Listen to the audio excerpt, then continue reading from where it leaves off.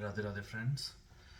So, a few days ago, I saw a post which listed apparently the darkest movies ever made in Bharat. The list had a name Gandu. Now, I remember reading about this movie about 10 years ago when I was in BTech. Very disgusting, raunchy movie. I read its Wikipedia and saw that its director had made another movie which showed sex between a woman who resembles the protagonist's mother and I cannot even say it. Hurtful, right? I know, but we are just starting. This reminded me of another movie which is also from Bengal, which I had watched several years ago, called Antarmahal. It is directed by Rituparna Ghosh. It stars Abhishek Bachchan, Jackie Shroff, Soha Ali Khan, and a BJP leader, former Sansad, and Draupadi from B.R. Chopra's Mahabharat, Roopa Ganguly. Now you may ask, what is shown in this movie that I need to talk about it? Well, this movie is beyond what most Bollywood movies can attempt to hurt Hindu sentiments. Let us start with the plot of this movie. So, it is about a British painter who has recently come to Bengal and he describes Hindu Sanskriti through his perspective, through his observations. This is how the movie starts. It has always been my belief that Hindu women are unequalled in their beauty. I am certain that both the landlord's wives, whom he keeps hidden in his zanana, are far prettier than this yellow mask-like goddess. So we will see our culture through British eyes, basically. The very first scene is a marital rape scene. So Jackie Shroff is raping Soha Ali Khan.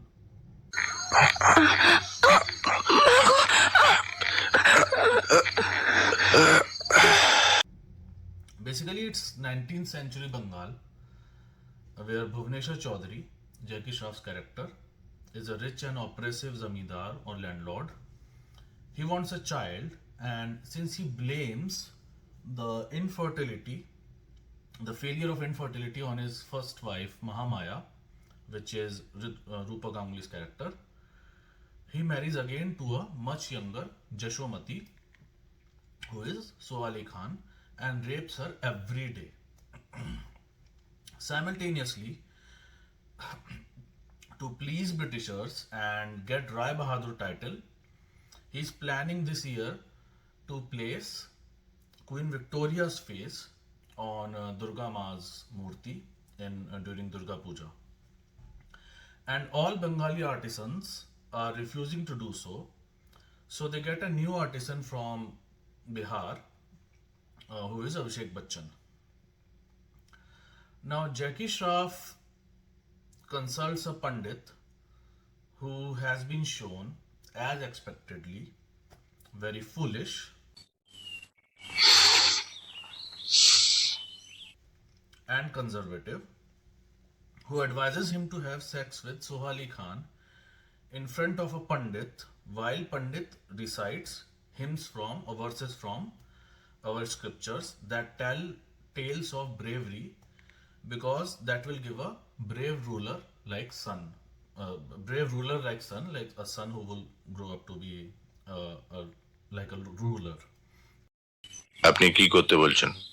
আমি বলছি না, শাস্ত্র বলছে সঙ্গম কালে পুত্রার্থিনী রমণীর কানে যদি কোনো উচ্চকুল বংশজাত ব্যক্তির বীর গাথা প্রবেশ করে, তবে সে রাজ চক্রবর্তী পুত্রের জননী হতে পারে।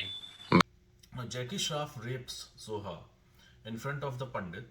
করছেন এই যে ঋগ্বেদে যেমন বীজ রোপণ কালে কোন পবিত্র মন্ত্র উচ্চারিত হবে তার উল্লেখ আছে, তেমনি নারী দেহে। But she runs away and nobody is able to catch him. But of course, She gets stopped by our hero Abhishek Bachchan. Who else?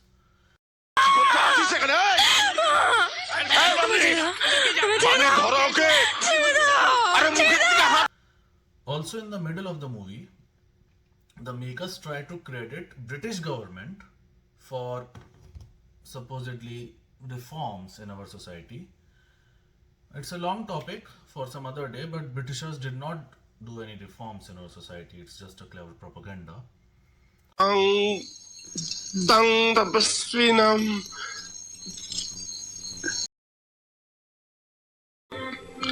The native's name is Brijbhushan. I came at first to view his work, but then found myself transfixed by what I saw growing before my eyes.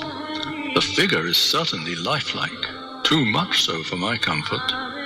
I must confess that I completely fail to understand how a race so protective of its women can tolerate the exposure of its goddesses thus. Is this unashamed voluptuousness that I see confronting me every day an aberration? Her Majesty would surely be scandalized at this travesty committed in her name. Next, the younger wife, Jashomati, in her traumatized state, gets physically drawn to the young sculptor Abhishek Bachchan. Elder wife Roopa Ganguly also advises her to secretly have sex with him so that she can become mother and not carry the burden of being impotent, of being called impotent and childless. Now here comes the most shocking, filthiest part. Soha Ali Khan is watching Abhishek Bachchan make Durga Murtis, and thus she sees him touching the Murti at different places and imagines him touching her at the same places.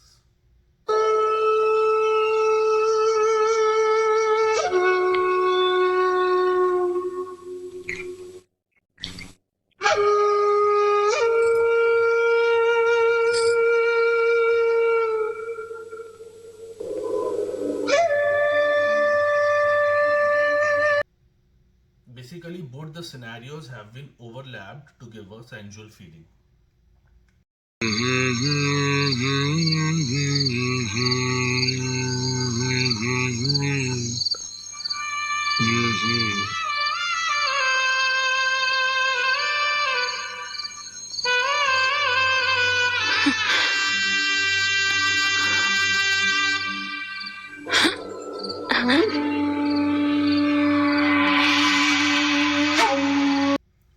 It's not over yet.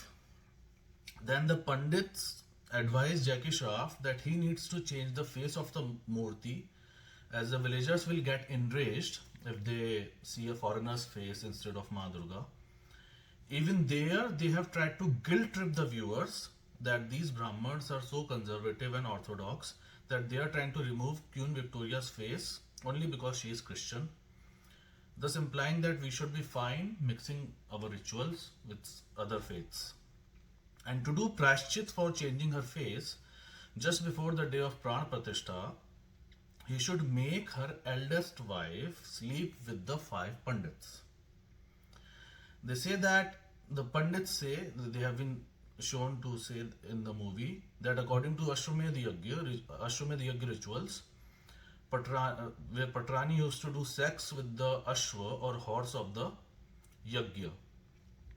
I don't know whether these rituals, the rituals that they have quoted in the movie like this one or the hearing brave story while having sex one, whether they are true or not, but definitely they have been intentionally shown in the bad light here in the movie to defame Sanatan culture. If you think this is too much, it's not over yet. In the last scene, how the movie ends. That year, they worshipped an urn instead of the goddess. After the immersion of the goddess, the second lady was burnt on a sandalwood pyre with great pomp. It was said that she died of an incurable malady. No one knew what became of the young sculptor. The movie shows pitiful condition of women in our society, which I agree with. And I'm all for having a radical approach to giving them equal rights and their upliftment. But our festivals and our traditions are not a prop for your activism. The whole movie draws parallels between sexual activities and Durga Puja. They have superimposed the two. The place where this activism was coming from in this movie, their intent was clearly to tarnish our customs and the Pandit community. I would have accepted the same criticism if it was coming from a devout religious person, but when I know that it is coming from the people who discuss our customs and traditions just to mock them, I won't tolerate it. Now you know why Bengal doesn't respect Brahmins and Hindu traditions and rituals. This movie has not been covered by gems of Bollywood yet, but you can find hundreds of such gems in Bangla film industry, which does not get enough footage for its Hinduphobia. So this is all for today. I'll be back with some other topic very soon. Till then, Radhe Radhe.